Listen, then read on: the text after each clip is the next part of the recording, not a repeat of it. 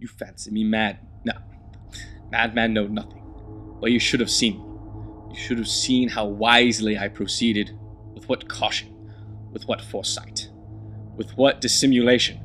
I went to work. Every night, about midnight, I turned the latch of his door and opened it, oh, so gently.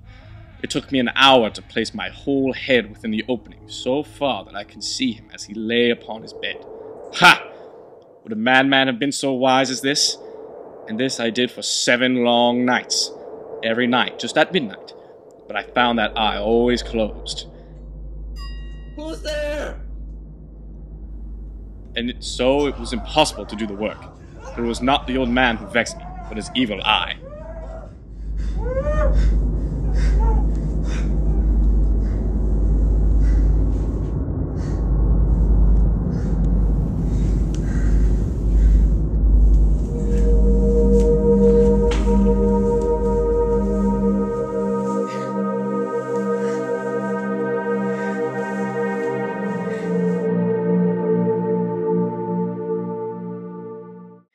If still you think me mad, you will think so no longer when I describe the wise precautions I took for the concealment of the body.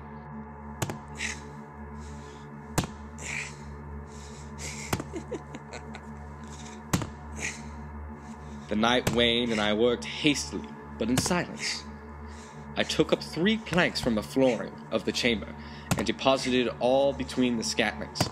I then replaced the board so cleverly, so cunningly, that no human eye, not even his, could have detected anything wrong.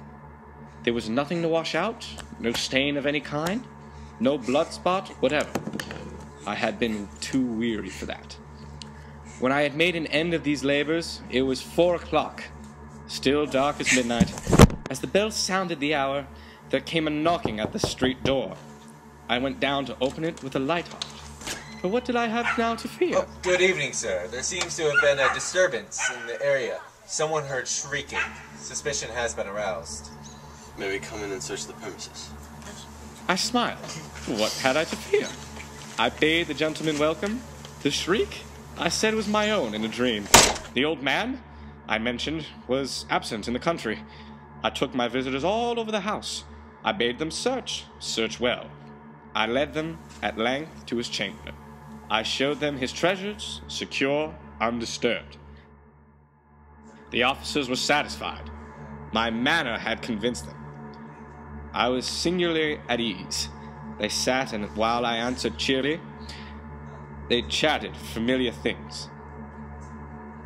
I brought chairs into the room, and desired them here to rest for their fatigues, while myself, in wild audacity of my perfect triumph, placed my own seat upon the very spot beneath which responded the corpse of the victim.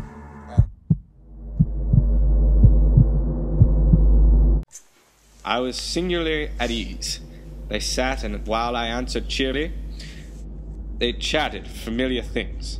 But ere long, I felt myself getting pale, and wished them gone. My head ached, and I fancied a ring in my ears. But still they sat, still chatted.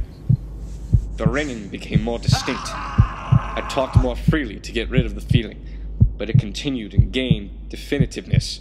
It arose over all and continually increased. It grew louder, louder, louder, and still the men chatted pleasantly and smiled.